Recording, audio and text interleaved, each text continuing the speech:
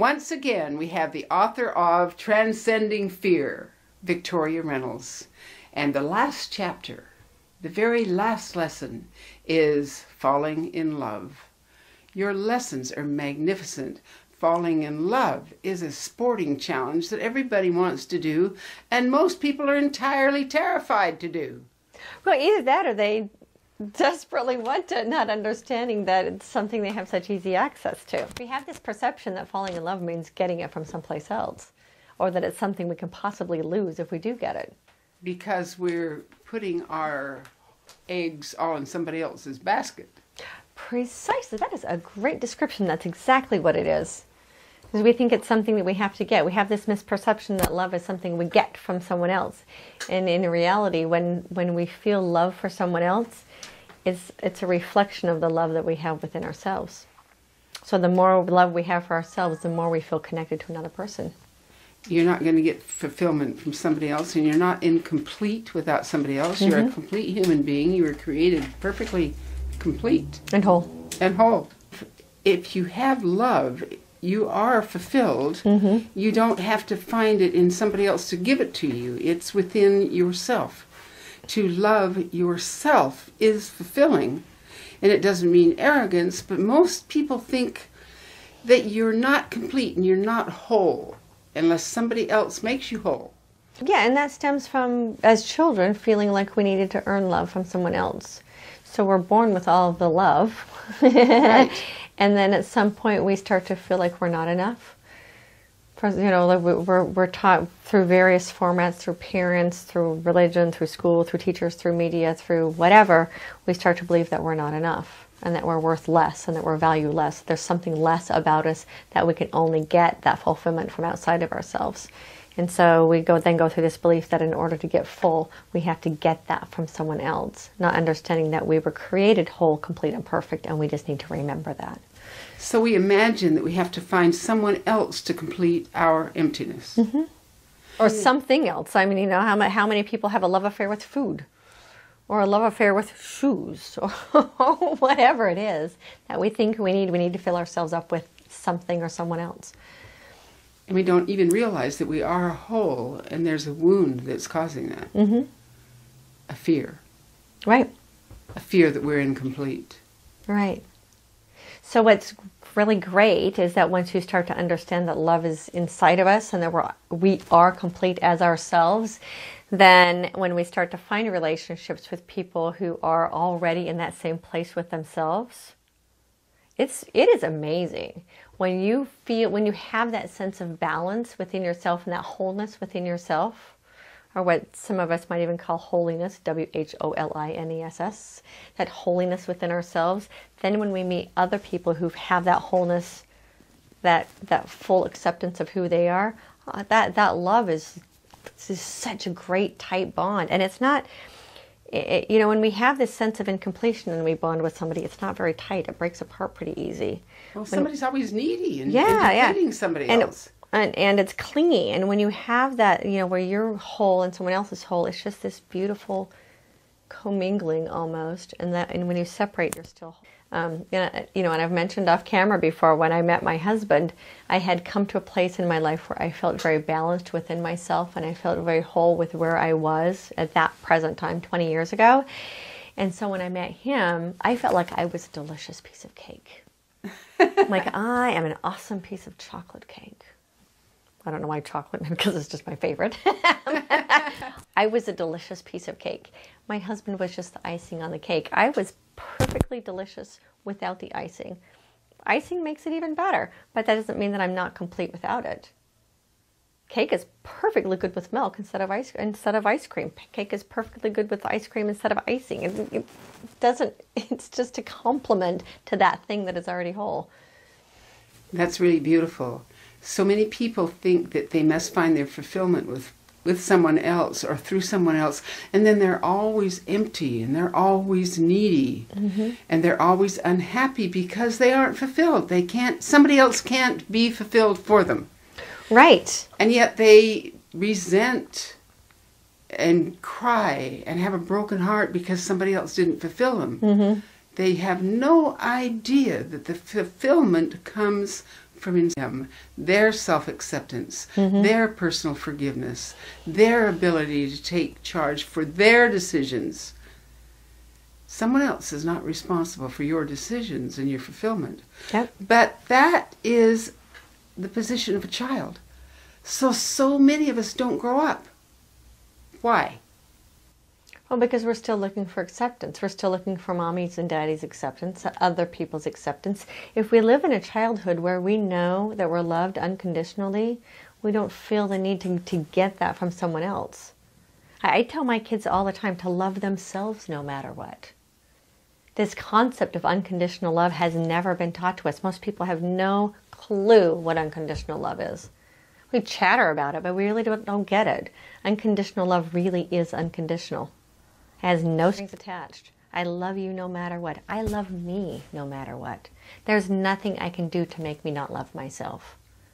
And then you're in a position of self-fulfillment, so you're no longer struggling to have somebody fill your emptiness because it's not their job.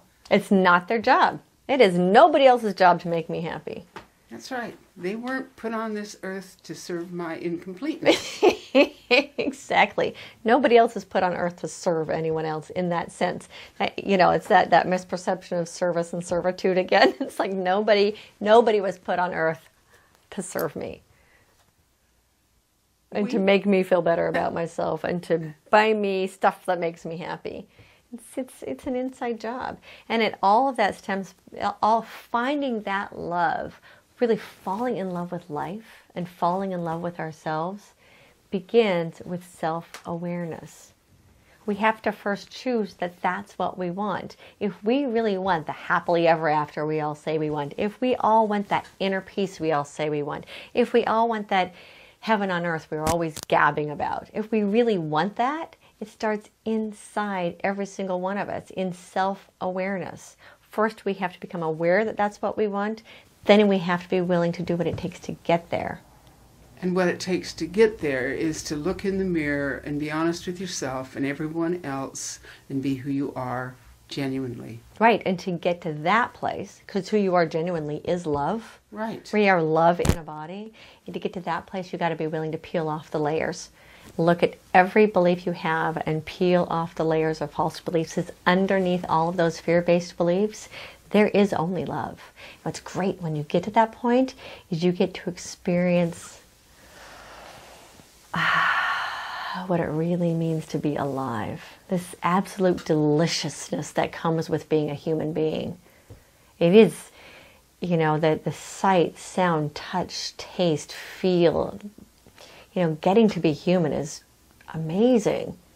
You get to, it's delicious. There isn't any other word to explain it. That when you get to eat something, you savor, you savor that. You hear the song of birds and you get to savor it. You can sit there and look at a flower and just savor its beauty. Life is truly delicious when you learn how to fall in love with yourself, and then you get to see everything else through the eyes of love. It's really spectacular. I know it sounds goofy, and at the same time, you really can get to that point in life. When you experience that and you understand that, then you savor every beautiful moment that you share with people that can also savor that.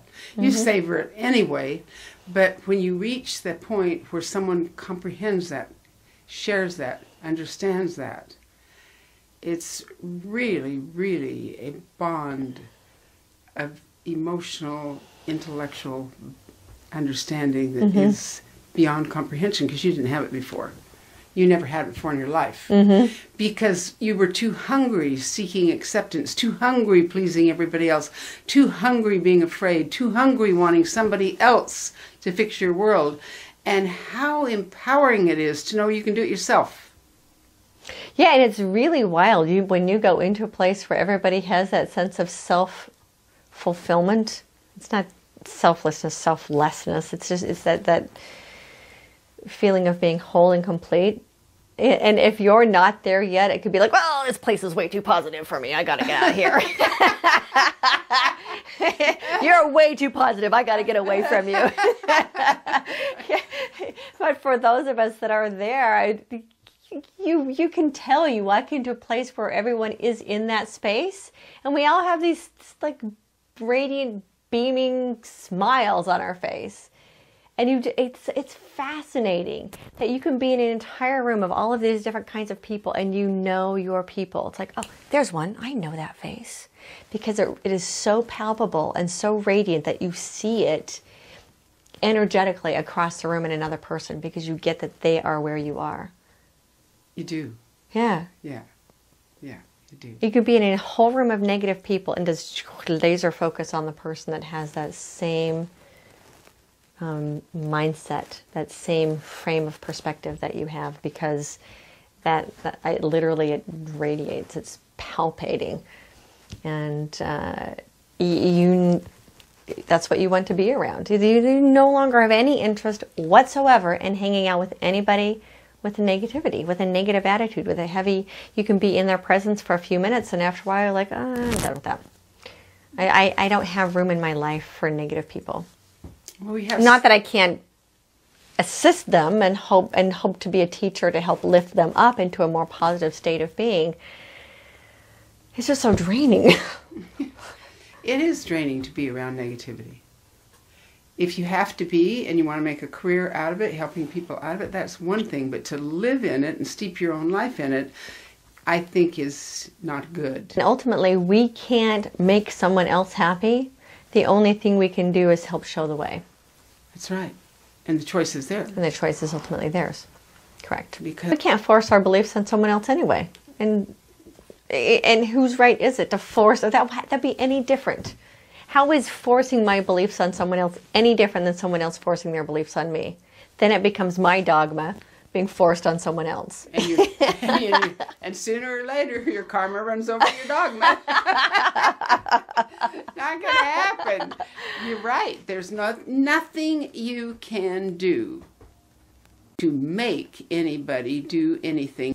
Yeah, and once we choose to no longer be a victim of our past, then we get to go to that point where we love life. And part of loving life, when you get to the point where you have that love inside of yourself, then you get to see life through lightheartedness. You get to see the humor in the most ridiculous things. Like you get to look at your story and go, that is so absurd. We were masochistic. We internalized that. We accepted it. We decided to lay down our lives and die for somebody else's happiness that we had no control over. Mm-hmm. We decided to martyr ourselves and take our martyrdom to heaven. Now, I realize I'm talking about the real extreme.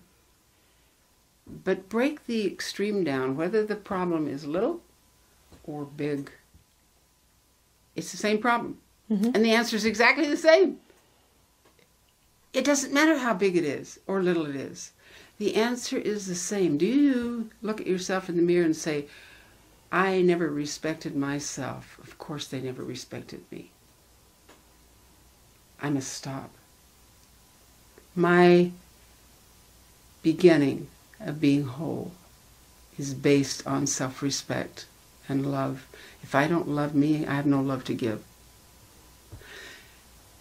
Tell us about the interplay of how that definition that I took to such an extreme, because mm-hmm. our lives were really extreme. They were very extreme. Yes. So in the real world and everyday living, people do that to themselves on a different level every day, and because it's not that extreme, they don't recognize it as the identical same problem.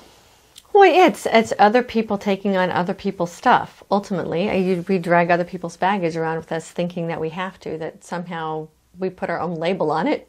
Right. It's like going to the airport and taking other people's luggage and putting our luggage tag on it and dragging it around with us. It's really not ours. You actually can just drop other people's luggage and let them have it. And it's even so small as the secretary who feels responsible for something the boss did. Right. Or a child taking on responsibility for something mom said. Oh, I must have been a bad child and that's why mommy yelled at me. I'm bad. Right. Even though it could have been something as simple as mom's just having a bad day. Right. Because we all have days like that. Right. And And then that's why it's so important as the parent to have the self-awareness to sit down with that child and apologize. Right. And let that child see, you know what, I just had a bad day and I'm so sorry I took it out on you. It has nothing to do with you. I'm just having a bad day. Yeah. And really let the child understand that they didn't do anything to deserve to be mistreated. Right. And allow them to save that sense of self-worth and understand how valuable they really are. And when a child is raised with that sense of value and that sense of self-worth and knowing that they are loved, and that it is not only good to love yourself, but that loving yourself is radically important to your well-being as an adult, they grow up to be very balanced adults. And loving adults. And loving adults. Because if they love themselves, they have love to give. It's like not having money. When you don't have money, you can't give it. Right. Love is what you have to offer life, and you have to have it to give it. Yeah. Love is your greatest resource. It is. And when you have a loving relationship with yourself, you would never do something to hurt another person, because you understand that in hurting another person, you're ultimately hurting yourself. You really are, because then you have to live with that. And wherever you go, you take yourself with you. Right. So you learn how to self-regulate through love rather than letting fear control you. And getting to that point as adults, because most of us weren't raised with this idea of what self-love really is. Oh, it was forbidden to even like yourself. It was forbidden to even like yourself. And all the guilt and shame that goes with even thinking that you might be a valuable person of any kind. And that was an extreme. Not everyone is raised with this belief that it's not okay to like yourself. You and I were raised with that. And the belief that self-love is evil, in the misperception that self-love is the same thing as arrogance. And as we know, they're two very different things. So when we get to the space of understanding what self-love is, that's where life becomes blissful. Like, bliss really is possible. The way to get there, as I've mentioned before, is self-awareness. First, you have to decide that you are done with this old way of living. You have to get to the point where you are like, you know, I am so done with not being happy, and I'm willing to do whatever it takes to get happy. Right. I am so ready to find it inside myself, whatever it takes to find it. And then you need to be willing to peel down all of the layers of what you think you believe. That's the hard part. It's like, okay, but I've believed this my whole entire life. Well, maybe it's time to disbelieve. Maybe it's time to not believe that anymore. If you want to get to that point of love that's inside of you, you got to be willing to peel off the layers of false belief to get to it. And it's a process. You're not overnight going to say, oh, I hate myself, and the next day wake up and go, oh, I am so freaking awesome. It doesn't happen. You be gentle with yourself, because it's a process to get there. If you hate yourself one day and wake up the next day saying, I love myself, it's like, yeah, I don't believe it. You can't go from self-loathing to self-love overnight. And if for some people it's a lifetime process, for some people it's a very short process. It depends on how much you want it and how much you're willing to do the work to get there. And I guarantee you, as you know, because you've done it, getting to that space is so well worth any effort. It is. And the wonderful thing is, when you get there, you can look at those that can't get there yet, and you can forgive them, because you can look back and say, how many years did I wallow in my ignorance, and how many years was I the masochist, and thinking that sacrifice made me good, and resenting people that made me sacrifice and took from me, but I let them. And I look at that and I say, whoa, what an education.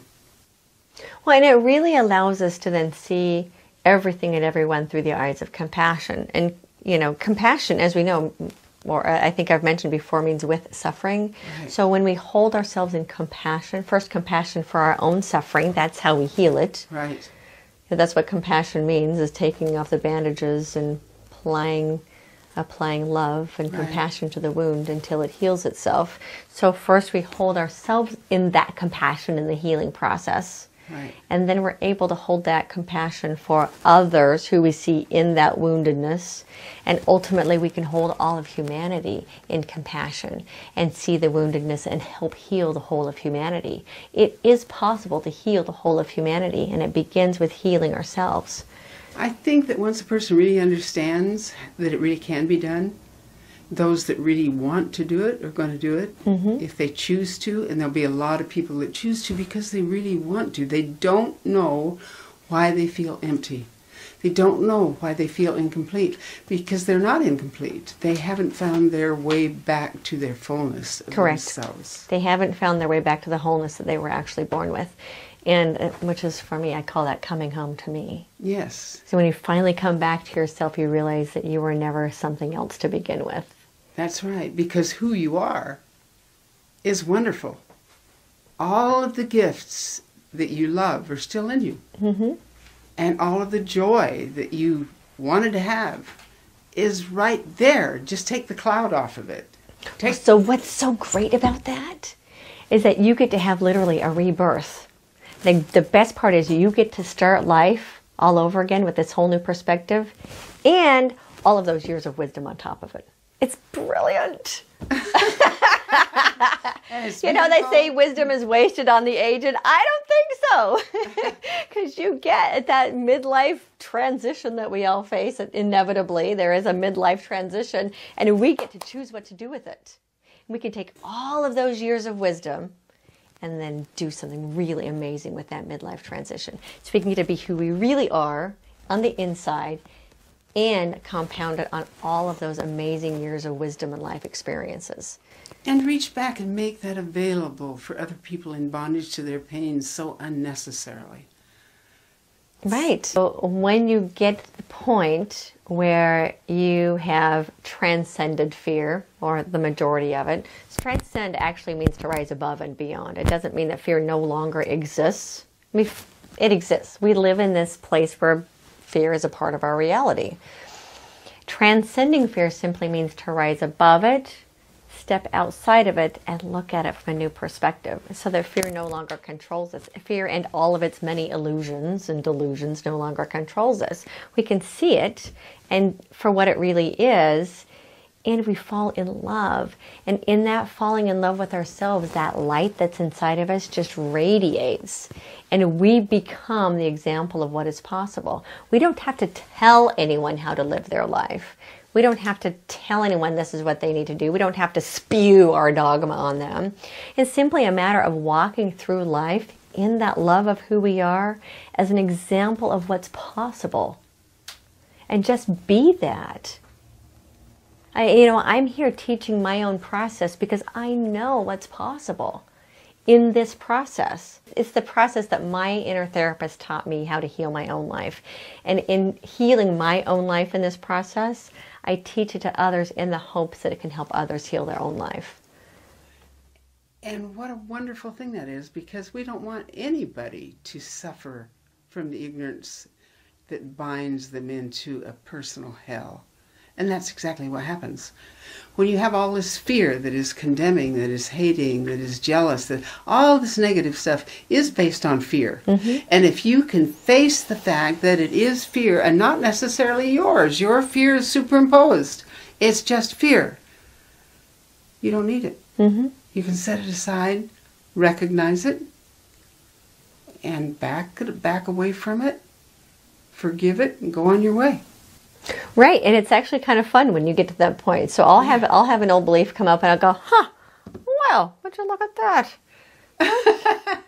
I didn't know that sucker was still in there. Wow. I mean, you really can just look at it and go, okay, got it, I hear you, I see you. And yeah, it doesn't apply anymore. I forgive myself for ever believing that. And I release it and let it go.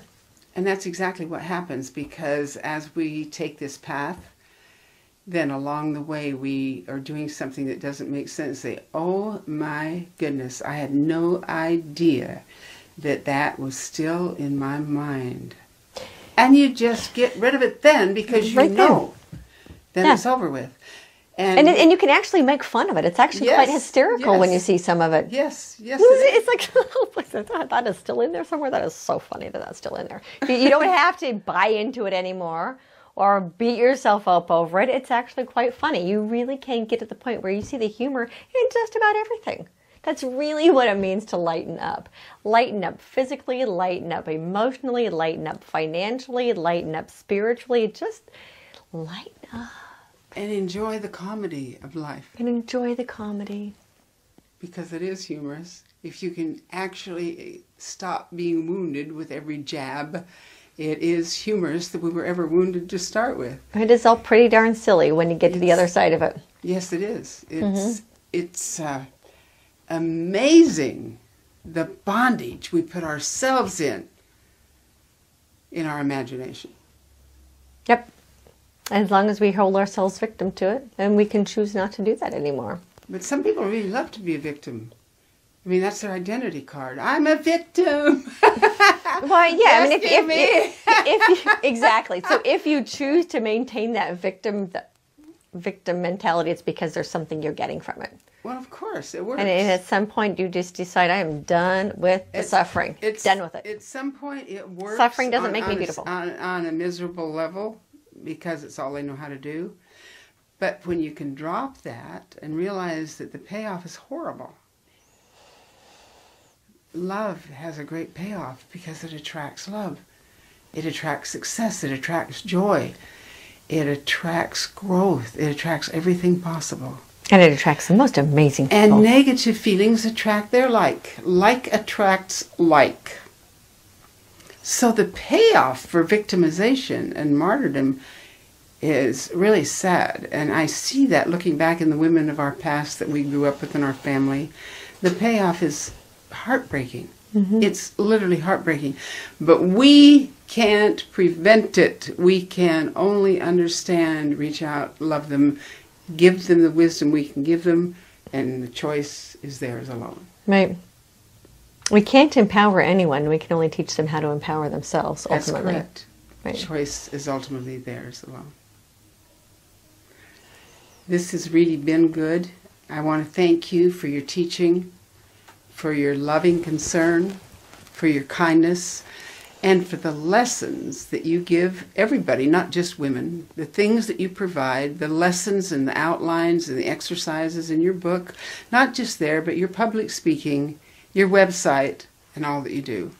It is beautiful, and I'm so glad that you allowed me to bring you on television and present aspects from your book in this series. Thank you so much. Oh, thank you for inviting me to share it. It means a lot to me that I get to be this and share it with others, and I appreciate you creating the space for that. I appreciate you creating the wisdom for this. Thank you.